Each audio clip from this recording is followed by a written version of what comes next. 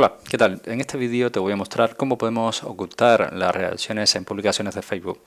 ¿Esto por qué lo vamos a hacer? Porque recientes estudios han conseguido demostrar que un alto porcentaje de los usuarios de las redes sociales, incluida Facebook, tienden a consumir contenidos no basados en sus gustos o en la calidad de contenido, sino que por todo lo contrario lo consumen por el simple hecho de que dicho contenido posee una gran cantidad de reacciones o me gusta.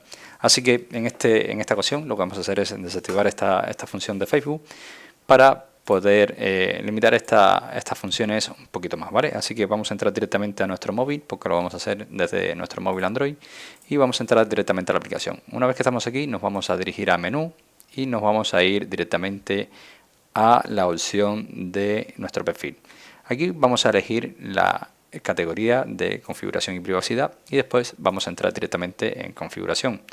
Una vez que estamos ya dentro de configuración y privacidad, lo que vamos a hacer es elegir las preferencias de reacciones, ¿vale? Que las tenemos aquí, ¿vale? Si en tu caso no encuentras las preferencias de reacciones, escribes aquí en el buscador preferencias de reacciones, ¿vale? Así que nada, vamos a hacer un clic aquí y te aparecerán estas dos opciones, ¿vale?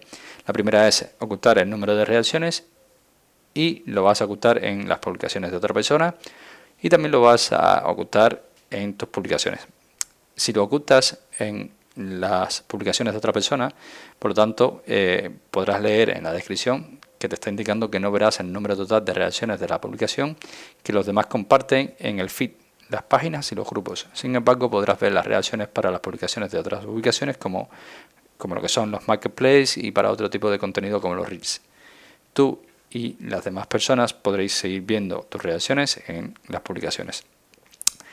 La otra opción que tenemos es en tus publicaciones. Si lees esto un poco, dice que los demás no verán el número total de reacciones de tus publicaciones que compartas en tu perfil, aunque se seguirán mostrando en tus publicaciones de otras publicaciones como los grupos y otros tipos de contenido.